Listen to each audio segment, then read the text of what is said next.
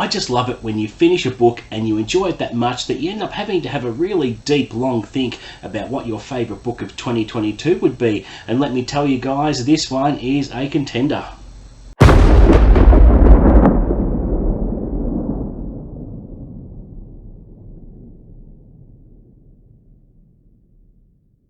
What's up guys, welcome back to Unlimited Reads. My name is Chris and today I'll be doing another weekly update. Let me tell you, I had an absolutely awesome week with my reading. It was great.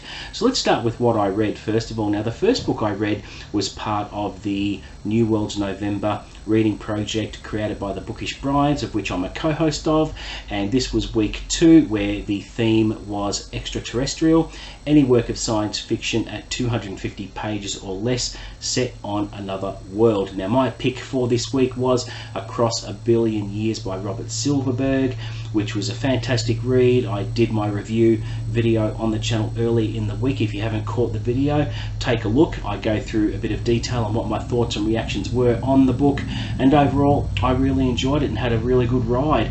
I hadn't read anything like it before. I'm fairly new to science fiction and I've enjoyed stepping outside my comfort zone and just trying something new. I found the premise very, very fascinating and the story was very engaging. And the second book I read this week was the one I'm going to review for you today, and that is The Godfather by Mario Puzo. I think this book was near perfect in every way and I'm so glad I picked this up, and I do need to give a shout out and thanks to Mike over at Mike's Book Reviews for the recommendation. If you haven't checked out his channel, please do. He has some of the best content on BookTube. He gives honest reviews, he is transparent, he has a fair bit of integrity, and he's just a good guy overall. So please, if you haven't checked out his channel, please do so. I have provided the link in the description below. So if you've never seen the movie before and if you haven't read the book, I thought I'd share with you the cover blurb, and it goes something like this. The classic novel that inspired the greatest crime film of all time. Tyrant, blackmailer, racketeer, murderer, his influence reaches every level of American society. Meet Don Corleone, a friendly man, a just man, a reasonable man, the deadliest lord of the Cosa Nostra, the Godfather. But no man can stay on top forever, not when he has enemies on both sides of the law. As the aging Vito Corleone nears the end of a long life of crime, his sons must step up to manage the family business. Sonny Corleone is an old hand, while World War II veteran Michael Corleone is unused to the world of crime and reluctant to plunge into the business. Both police and ruthless rival crime lords scent blood in the water. If the Corleone family is to survive, it needs a ruthless new Don, but the price of success in a violent life may be too high to bear. A modern masterpiece, The Godfather is a searing portrayal of the 1940s criminal underworld. Still shocking long after its initial publication, this compelling tale of blackmail, murder and family values is a true classic. So a little bit of background about the book. It was obviously written in 1969 and Mario Puzo admitted publicly that he did it for the money because he was struggling financially, and of course it went on to be a major unprecedented hit and spawned the cinematic masterpiece that everyone knows today, that scooped a heap of Oscar nomination and a couple of Academy Awards, and had an absolute stellar cast that just made the film that memorable. Now I haven't seen the film in a long time and I should rewatch it.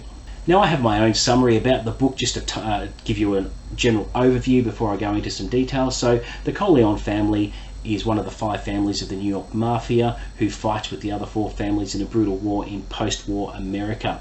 Now the Don, Vito Corleone, has to deal with his enemies not just with bloodshed through his capo regime, but he also has to think very, very carefully and plan very, very carefully his next actions in order to achieve his goals. Now, as events escalate, Sonny Corleone, the impetuous, hot-headed eldest son, eventually moves into command, and he's not a really good leader, and it's Michael, the youngest son, who must ultimately meet his destiny in leading the Corleone family to victory and ensuring its survival for the future. So let's go through with what I liked. I really enjoyed how the narrative structure was set up. What I mean by that is Puzo would give an idea of what had transpired. So he would start with the end result, and then you're left asking questions, and he goes back in flashbacks and tells how those events occurred to reach that current conclusion. And I think that's very, very clever, because it just keeps you turning the pages and you want to find out what goes on, and it's a very good way of foreshadowing. So he says what the event is, this is where the characters are in the story, this is how they got there. So it's very, very well done, and I thought the book flowed very, very well. And what I liked about the book too was the words were actually pretty big, so it was very easy on the eyes and very easy to just keep turning the pages, and it hooked me. It really, really did. From the first page, you automatically start to ask questions right away, and that's a good idea of how an author draws you in.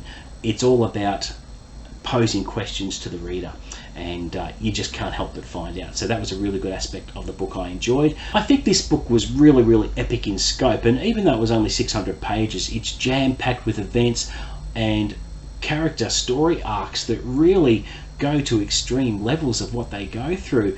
I mean, Michael's story is fantastic, and how he goes from being the reluctant son who's returned home from the war, and he's an educated man. He goes to university and wants to make something of himself and wants to keep an arm's length from the family's criminal activities.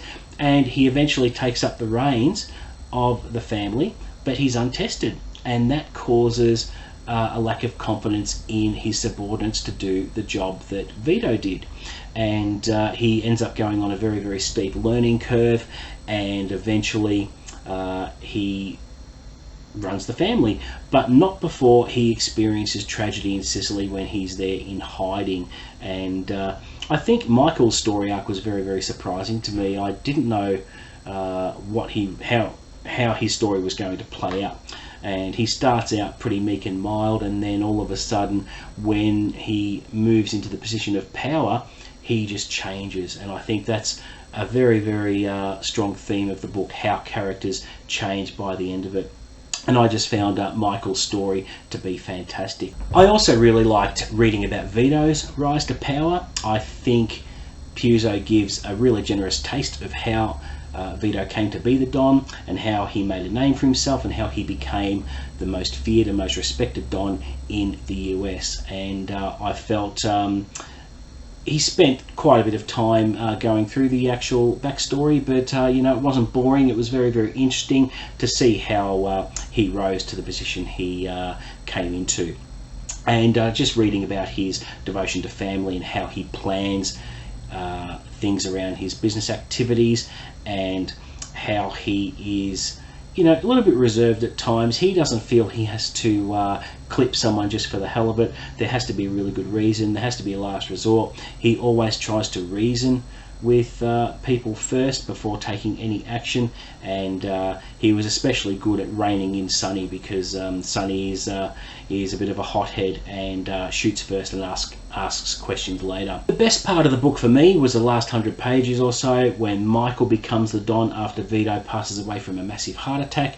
And after all the backstabbing and treachery against the family, it's now up to Michael to deal with that and vanquish his enemies. But it's brilliant how he executes this. He lines up all his ducks in a row to deliver his brand of justice, and he pulls it off superbly and earns the respect of his subordinates in the end, because they doubted him. They did not think he was as strong as Vito, and they didn't give him the benefit of the doubt.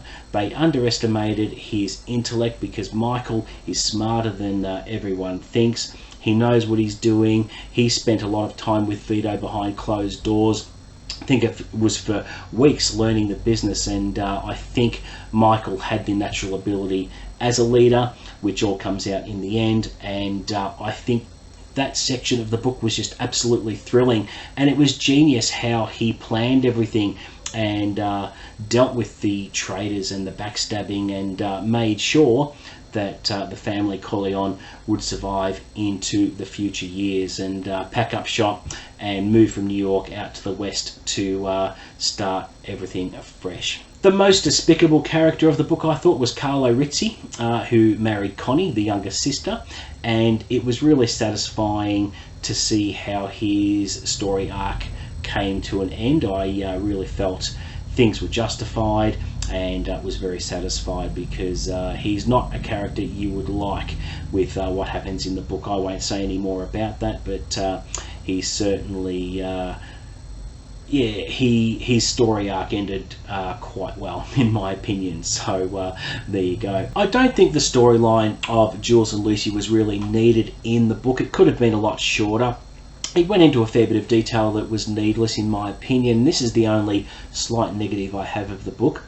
Their interactions and time in the book didn't really influence anything in terms of outcomes. They weren't pivotal to any plot points or anything like that. I did not like Jules for quite a big reason, and anyone that's read the book knows where I'm going with this. He says that he's like, look, Lucy, I'm going to make this medical decision for you. You're going to have this procedure. You'll love it.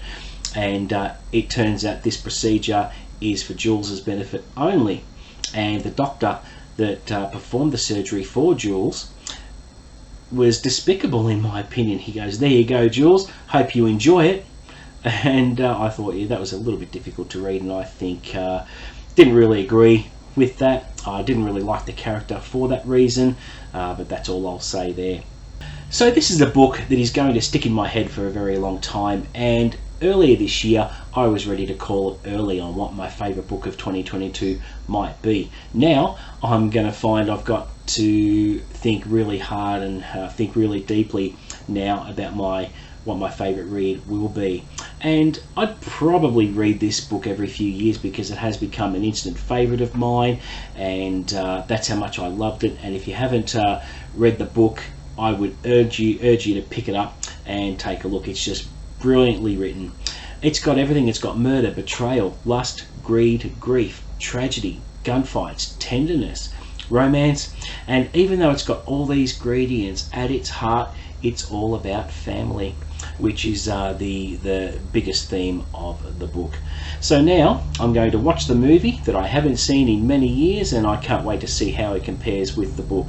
And I might even watch the TV series The Offer, just to get a bit of further insight on how the movie came to be. So there you go. That is my review. Hope you enjoyed that. Please offer any comments below about the review. If you've read the book, let me know what you think. I'm always up for a chat there. So now I'm going to watch the movie that I haven't seen in many, many years. I can't wait to see how it compares with the book, and I might even watch the TV series The Offer as well, just so I can get a bit more insight on how the movie production came to be. So let's talk about next week's reading plans. Now, next week is week 3 of New World's November. The theme for next week is any work of science fiction predating 1965, and for that I have chosen The Illustrated Man by Ray Bradbury, which is a group of his short stories. I've had a look at the table of contents, and it looks great, so I'll put up my review of that one next Wednesday or Thursday. But yeah, looking forward to getting stuck into the short form of science fiction. I haven't really read any science fiction short stories, so again, I'm stepping outside my comfort zone, and I'm looking forward to that, and I'm really enjoying the New World's November project, so I will keep you updated on that one. The second book I'm going to read next week is The End House by Michael Robertson Jr. He has a very impressive bibliography. I can't wait to get stuck into that. I will be reviewing the book on the channel. Now, I did reach out to Michael himself, and I just made a query, and it turns out he is open to appearing on my channel as my first guest. And once I have a date set, we'll see if we can get it happening. So I'm so excited to have the opportunity to possibly speak to someone face to face for a change, instead of talking straight to a camera. I think it'll be great, so stay tuned for more developments on that. I'll keep everyone updated on the community tab on what is going on. But if you haven't checked out Michael Robertson Jr., do check him out below. I have put the link to his website, and I've also put the link to his channel, because he does talk with his fans live, I believe once a week. I think it's on a Monday night in the US, and if you sign up to his newsletter, you can bag yourself a couple of freebies as well, so make sure you do that. This week I also put up a poll on the community page. If you haven't seen it already, please put your vote in, because I have asked for help in picking my next reading vlog, and I've put 3 titles up for the voting, and the first title is House of Leaves. The second title will be Shogun by James Clavell, and Centennial by James A. Michener. They're all big reads, and I just can't decide which one to do. So the poll will be up for a little while. I'm not starting the vlog until January, so please get your votes in. Please vote for whatever you think you'd like to see on the channel in terms of a reading vlog, and we'll see how it goes. The front runner at the moment is House of Leaves with 60% of the votes, so it'll be interesting to see how that progresses as time goes on. I'll probably reveal the results of the poll in mid-December, so that, as I said, the poll will be up for a little while, so please cast your votes. So there you go, that is it for my weekly update. It was a bit longer this time because I did want to review The Godfather within this video, and please offer up any comments below. I'm always up for a chat, and please don't forget to like and subscribe, and until next time, I'll see you later.